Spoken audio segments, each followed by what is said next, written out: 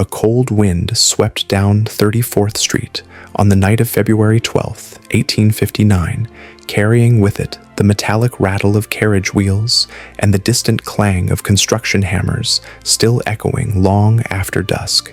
Lanterns flickered in the haze, their weak flames bending as if bowing to the massive silhouette rising at the corner, a mansion so vast, so heavy with intention, it seemed to push back the darkness itself.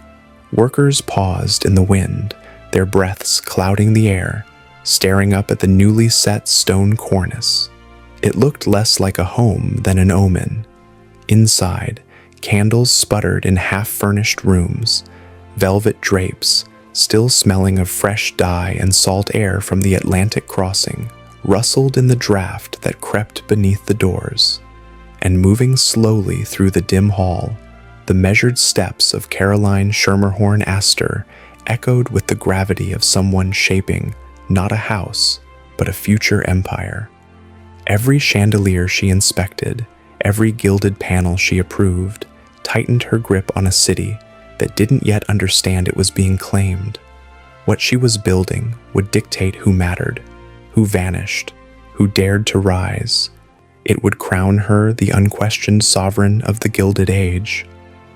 And on that night, as the final gas lamps flickered awake along the avenue, New York stood on the brink of a social revolution, one born inside these walls.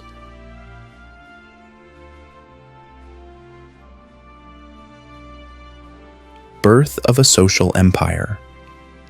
On a raw February morning in 1859, a haze of chimney smoke drifted low over Manhattan's 34th Street, blurring the outlines of brownstones and carriage wheels until the entire avenue looked washed in gray. Through that muted light rose a structure unlike anything around it, massive, angular, assertive. The Astor Mansion stood at the corner like a granite verdict, its heavy Italianate facade declaring both wealth and permanence. Carriages slowed as they passed. Pedestrians glanced up with a mix of envy and unease. It was already clear that this house was not simply a residence. It was a signal. Inside, the air smelled faintly of new plaster and the lavender sachets tucked into velvet drapes. Servants moved quickly through the halls, their footsteps muted by carpets woven in Paris and shipped across the Atlantic at Mrs. Astor's insistence. She had overseen every detail, every cornice, every chandelier, every imported panel of mahogany, constructing not just a home, but a stage upon which the future of New York society would be arranged. Caroline Schermerhorn Astor, still in her early 30s, walked slowly through the central hall as the final furnishings arrived. Her gloved fingers traced the carved balustrade. She understood instinctively what the men around her rarely did. That power in New York was not seized in boardrooms or trading houses, but in parlors and drawing rooms, in invitations extended and withheld. A mansion could be a fortress, yes, but for her purposes, it was a throne. By the time the gas lamps flickered on that evening, throwing soft gold across the frescoed ceilings, the house had found its voice. It loomed over the city's old Dutch families and upstart millionaires alike, quietly announcing that a new center of gravity had formed. And as the years unfolded, that house would pull the city's ambitions northward, toward a new frontier where Mrs. Astor intended to rule with absolute precision. If you are enjoying this video, please remember to like, comment, and subscribe. Your support really helps us grow and motivates us to keep creating more content. And don't forget to share it with someone who might enjoy it too. It means a lot to us.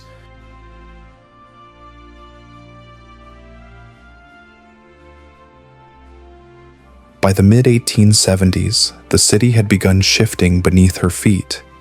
Manhattan was stretching northward, pulled upward by railroads, fortunes, and the restless ambitions of families eager to cast off the narrow streets of their parents' world. On a brisk autumn afternoon in 1875, Fifth Avenue shimmered with the pale light of early dusk. Horses stamped impatiently along the dirt roadway, and the distant clatter of construction echoed from lots that only months earlier had been open fields. It was here, far from the crowded respectability of 34th Street, that Caroline Astor saw the future taking shape. Her carriage rolled slowly past half-built facades and scaffolds rising like skeletal frames. Fifth Avenue was still raw, its promise visible only to those with the imagination and the status to claim it. Mrs. Astor studied each empty parcel with the quiet intensity of a general surveying a battlefield. To move northward was not merely a change of address. It was a declaration that society itself would be redrawn around her, that the map of New York's elite would shift in the direction she chose. When the new Astor mansion took form near 65th Street, it did so with a confidence that matched her own. Red brick softened by limestone trim, tall windows facing the park, and a symmetry that suggested both restraint and command. Workers remembered how she arrived unannounced, stepping over planks in her silk skirts to inspect the height of a window or the curve of a staircase. Nothing escaped her eye. By the time the family moved in, the effect was immediate. Fifth Avenue's center of gravity tilted north, and with it, the city's social borders.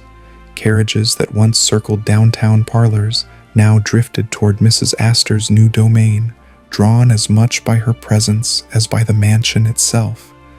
And within those walls, she prepared to create a room that would become the most powerful instrument of control in the Gilded Age.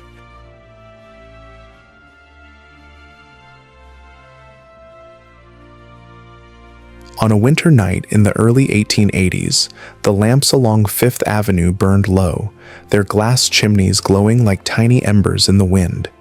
Carriages lined the curb in a neat, impatient row, horses stamping clouds of steam into the freezing air. Inside the Astor mansion, however, warmth reigned, gaslight shimmering across polished floors, orchestral notes drifting from behind tall double doors, and the faint scent of roses clinging to every fold of silk and velvet. At the center of it all stood the room that had already begun to reshape New York, the ballroom. It was vast by any measure, stretching nearly the width of the mansion, its high ceiling crowned with gilded molding that caught the light like a halo. Mirrors lined the walls in tall, gleaming panels, multiplying the faces of those fortunate enough to be admitted. The parquet floor, imported from France and laid by craftsmen who worked for weeks without sunlight, reflected the dancers as if the room itself were watching. Mrs. Astor stood near the far end, half in shadow, half illuminated by the warm glow of crystal chandeliers. She didn't raise her voice. She didn't need to. A simple inclination of her head, gracious, precise, unmistakable, held more authority than a mayor's decree. Women adjusted their gloves when she glanced their way. Men straightened their shoulders as they approached her. The hierarchy of New York society did not merely gather in this room. It was defined here, night after night, by her silent decisions. It was in this ballroom that the idea of the 400 took shape, long before Ward McAllister gave it a name. The room had limits. Capacity became destiny. Invitation meant survival. And as the music swelled and the chandeliers trembled ever so slightly with the pulse of the crowd, Mrs. Astor began using architecture itself as an instrument of power, an instrument she would sharpen even further in the mansion's next great evolution.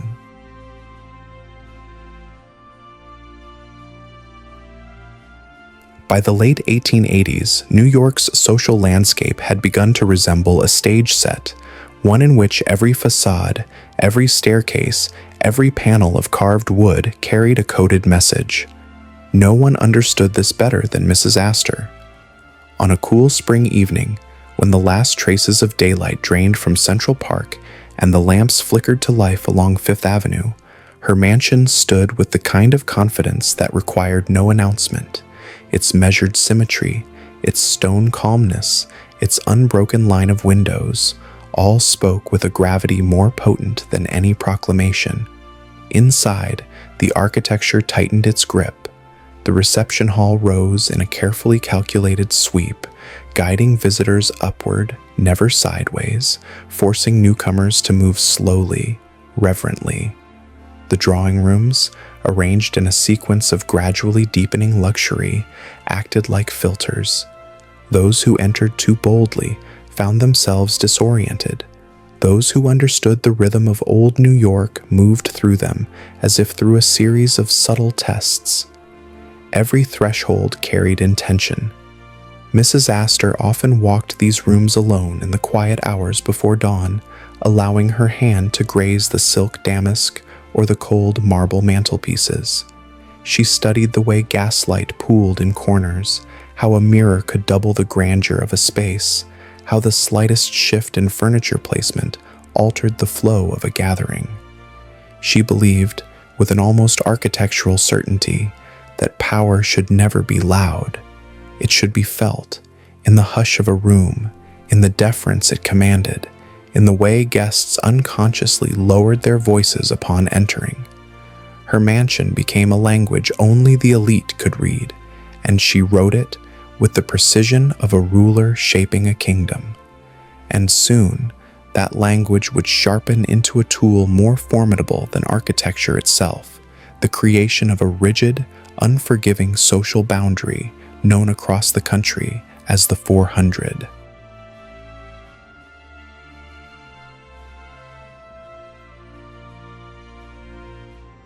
On a crisp February afternoon in 1892, the Astor mansion hummed with an unusual quiet. Outside, Fifth Avenue throbbed with the restless pulse of a city expanding upward and outward, but inside, the drawing room was still enough to hear the faint crackle of the fireplace. Mrs. Astor sat near the tall windows, her gloved hand resting on the carved arm of a Louis XV chair, as Ward McAllister, her trusted advisor and occasional foil, stood before her with a ledger balanced carefully in his hands.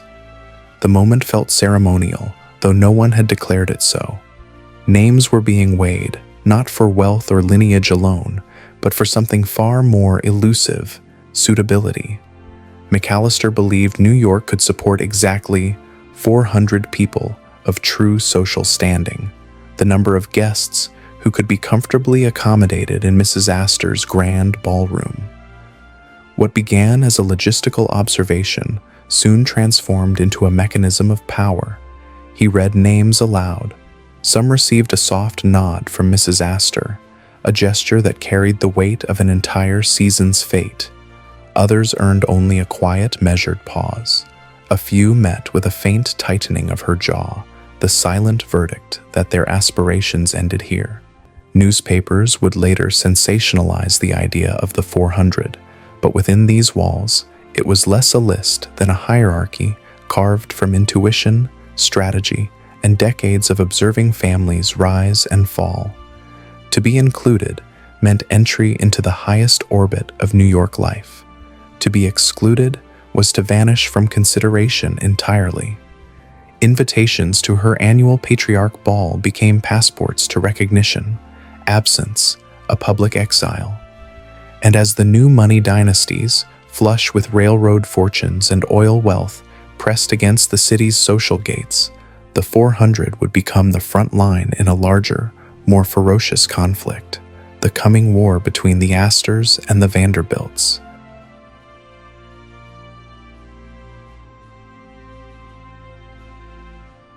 By the early 1880s, a quiet tremor had begun to ripple through Mrs. Astor's carefully ordered world. It arrived not in whispers or scandals, but in the form of stone, tons of it, rising at the corner of 52nd Street and Fifth Avenue. On a humid summer morning, as workers hoisted pale blocks of limestone into place, the emerging silhouette caught the attention of every passerby. It was the new mansion of William Kissam and Alva Vanderbilt, and its scale alone signaled something Mrs. Astor had long feared. The age of old money dominance was being challenged from below.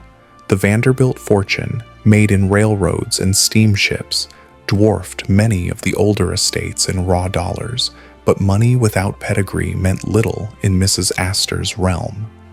Alva Vanderbilt knew this intimately. Records from the period describe her determination with near military precision. She commissioned Richard Morris Hunt to build not a home, but a palace, a French chateau transplanted onto Manhattan soil, its limestone facade rising like a direct provocation. Inside, gilded panels gleamed beneath towering ceilings.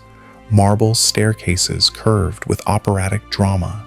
Even the doorknobs were designed to impress. When the mansion's grand ballroom took shape, larger than any in the city and capable of hosting hundreds in a single sweep, it became clear that this was more than architectural ambition.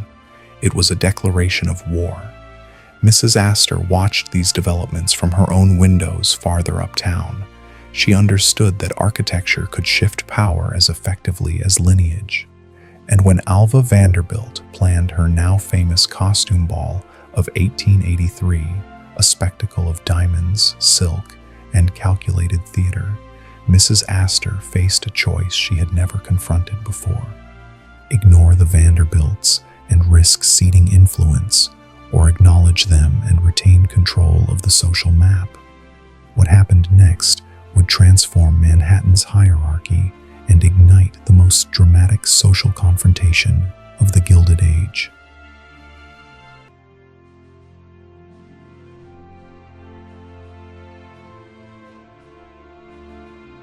On the night of March 26, 1883, Fifth Avenue flickered with a strange electric glow. Carriages clogged the street from curb to curb, lanterns shimmering against polished lacquer, and restless horses snorting clouds into the cool air. At the center of this spectacle stood the Vanderbilt Mansion, no longer a construction site, but a fortress of limestone brilliance, its windows blazing with so much light that the facade seemed almost alive. Inside, Alva Vanderbilt's long-awaited costume ball was beginning, and for the first time in decades, New York society tilted away from the Astor orbit. As guests stepped from their carriages, their costumes glittered like fragments of a fever dream. Marie Antoinettes with towering powdered hair, medieval queens swathed in velvet, knights in armor crafted by European artisans. Newspapers would later call it the event that humbled an age, but in that moment, it was simply overwhelming. The music roared through the marble halls. Diamonds flashed like sparks. Servants hurried in choreographed lines. Everything about the night insisted that a new dynasty had arrived. At her mansion uptown, Caroline Astor listened to the distant echoes of celebration carried by the wind through the avenue's growing canyon of stone. She had refused to acknowledge the Vanderbilts, refusing even to leave her calling card at Alva's door, a ritual gesture that signaled social acceptance. But Alva had anticipated this. She had prepared a ballroom so vast, a guest list so daring, a spectacle so impossible to ignore that Mrs. Astor's absence threatened her own authority more than Alva's ambitions. The next morning, in a gesture that rippled through the city like a shockwave, Mrs. Astor sent her calling card to the Vanderbilt mansion. It was an act of concession, but also of strategy. She could not prevent the rise of new money, but she could shape how it entered her world. And with that single move, the battle between families shifted inward, into drawing rooms and parlors, where alliances, scandals, and quiet negotiations would determine the balance of power in the years to come.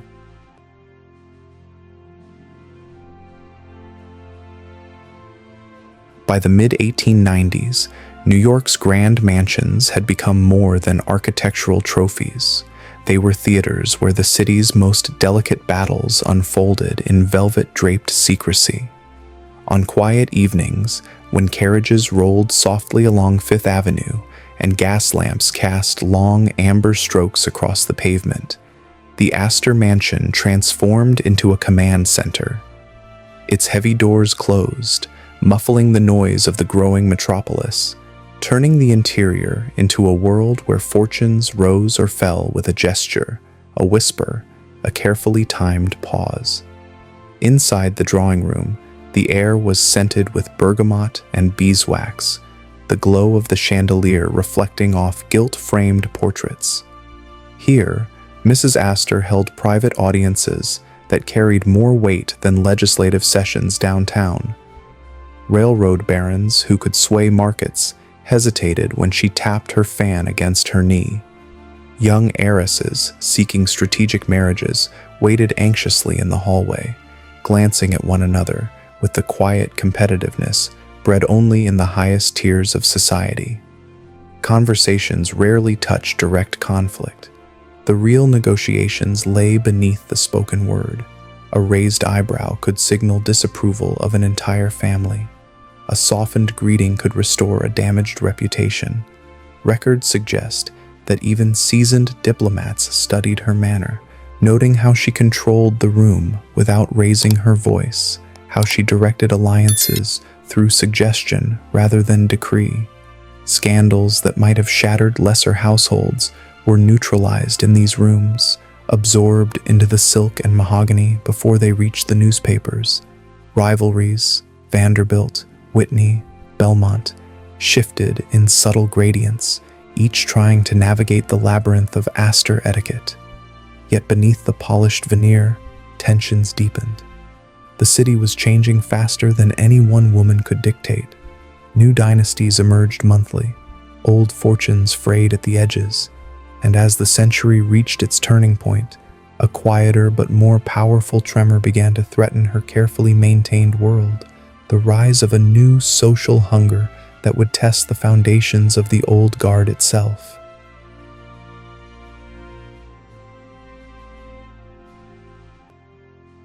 As the first years of the 20th century unfolded, a subtle unease began to seep through the gilded interiors of New York's oldest mansions.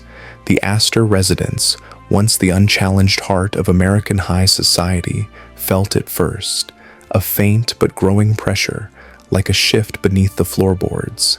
Outside, automobiles rattled past horse-drawn carriages, factory whistles pierced the morning air, and fortunes were being made in sectors that Caroline Astor's generation had never imagined. Electricity, finance, industry on a scale that dwarfed the railroad wealth of earlier decades. Inside her Fifth Avenue drawing room, Mrs. Astor remained a symbol of continuity. Upright, composed, her gloved hands folded neatly over the curve of her fan. But the world around her had changed. The daughters of self-made millionaires were no longer content to wait at society's gates. They had built their own mansions, some larger, some more aggressively opulent, on parcels of land that only a decade earlier would have been dismissed as too far uptown. Their names began appearing in newspapers beside headlines about philanthropy, opera endowments, and European marriages that linked new fortunes to old titles. The shift was not a sudden collapse, but a slow erosion, barely perceptible at first. Invitations to the Astor balls, once the pinnacle of the season, competed with the dazzling spectacles staged by families like the Belmonts, Morgans, and Goulds. Even the Vanderbilts, once denied entry into her world, now commanded soirees that drew crowds of reporters. Historians later wrote that Mrs. Astor's influence dimmed not because she lost power, but because the city itself outgrew the social blueprint she had drawn. The old rules no longer contained the energy of a booming nation hungry for reinvention. And as her final seasons approached, the weight of that transformation pressed against the walls of her mansion, preparing the stage for the last quiet echo of her dynasty. A farewell written not in triumph, but in inevitability.